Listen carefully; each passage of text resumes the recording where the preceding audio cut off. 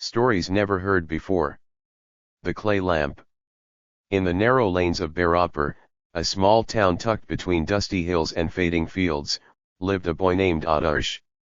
His family's hut was made of mud walls patched with straw, its roof sagging under the weight of monsoon memories. Poverty was not a visitor here, it was the landlord, the ruler, the silent shadow that followed every step. Adarsh's father, Raghunath, worked as a daily wage laborer at the brick kiln.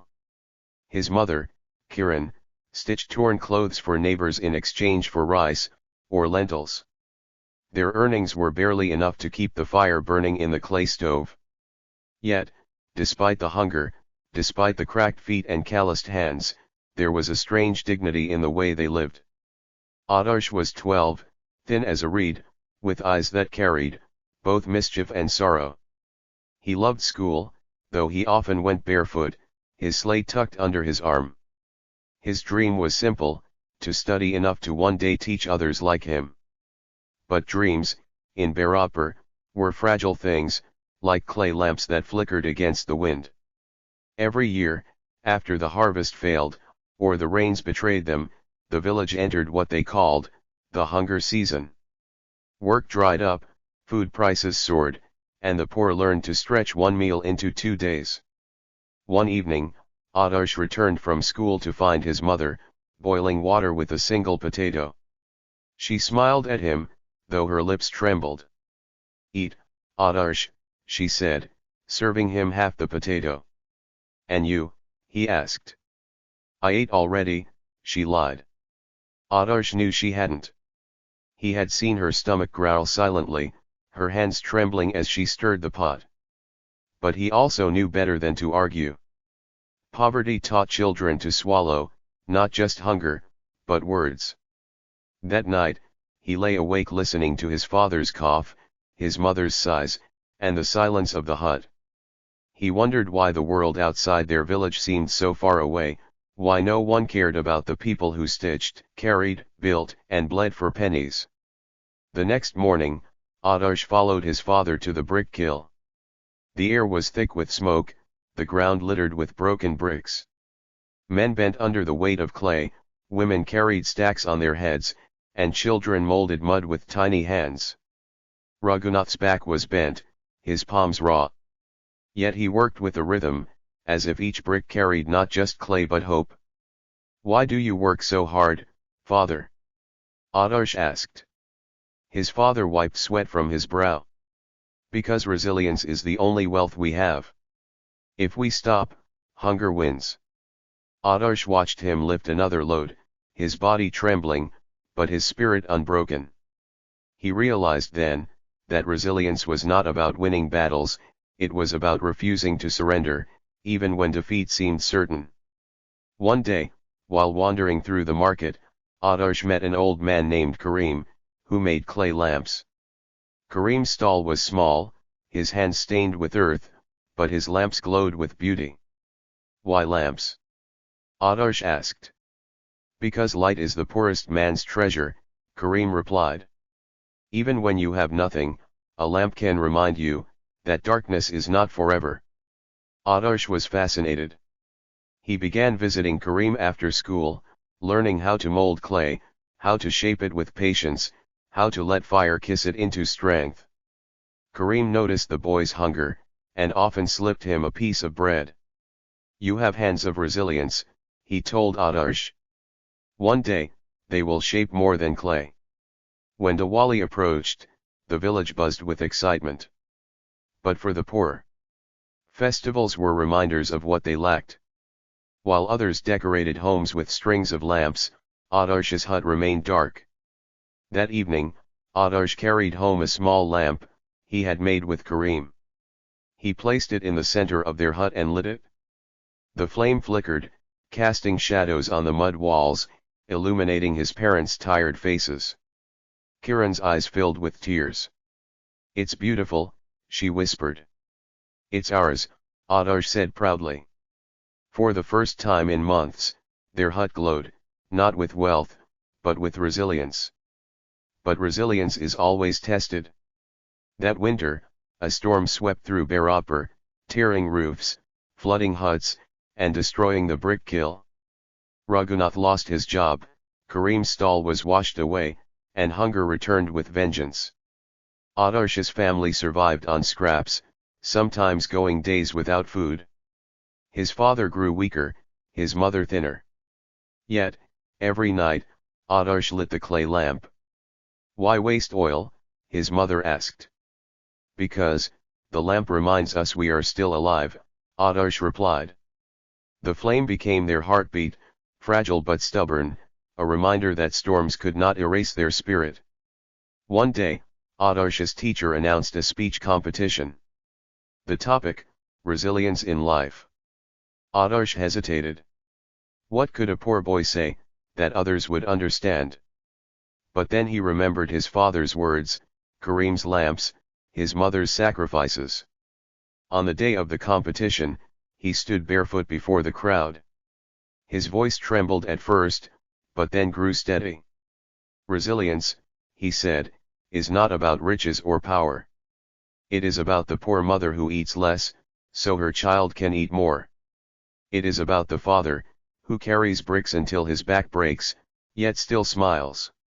It is about the boy, who lights a clay lamp in a hut, reminding his family that darkness cannot win. Resilience is the wealth of the poor, and it is stronger than hunger, storms, or despair." The hall fell silent. Then, applause erupted. Adarsh had not just spoken, he had made them feel. His words were not polished, but they were lived, and that truth carried more weight than any rhetoric. News of Adarsh's speech spread quickly.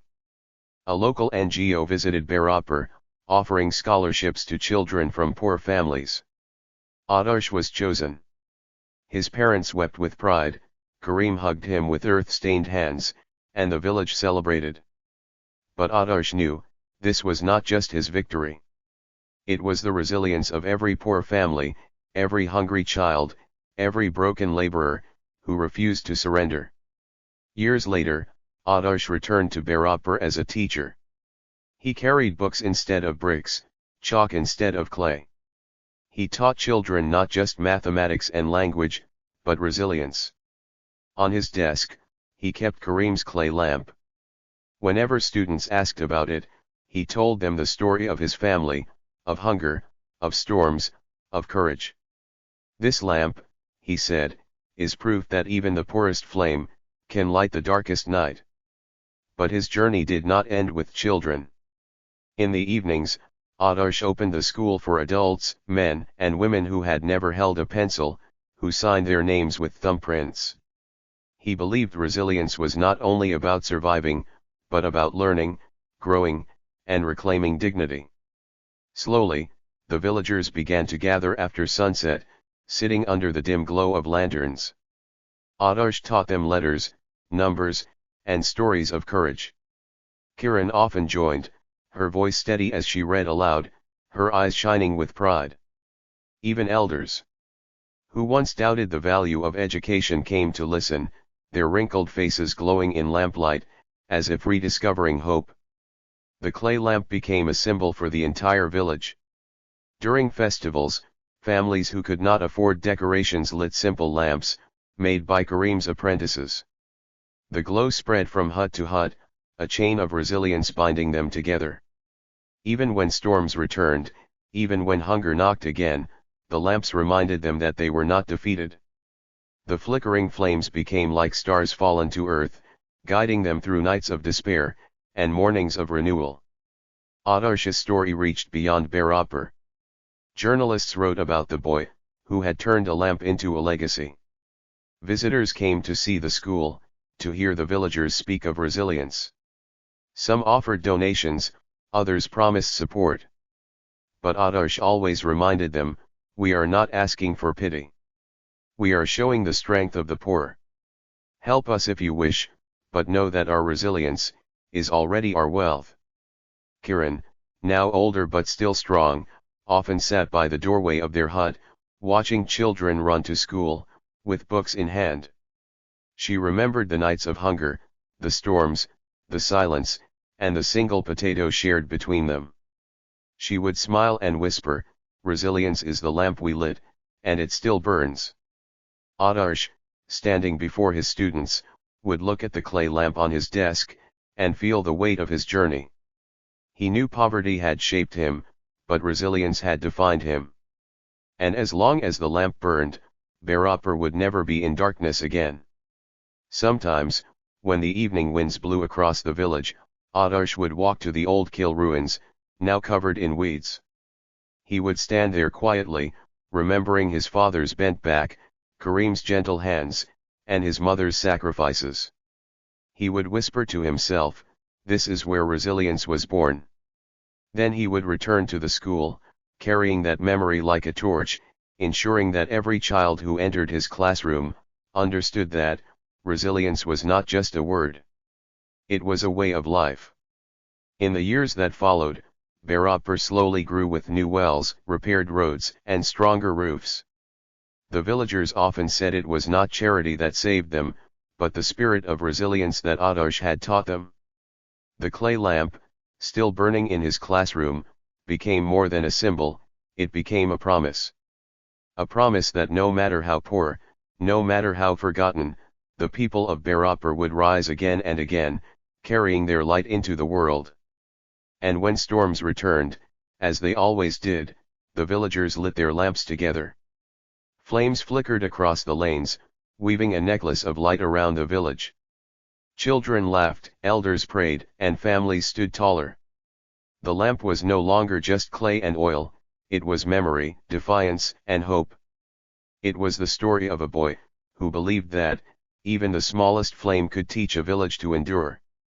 Thus, the clay lamp burned on, steady and unyielding, reminding Bhairavpur that resilience was not only their past, but their future. Don't forget to like, share, and subscribe for more stories of resilience.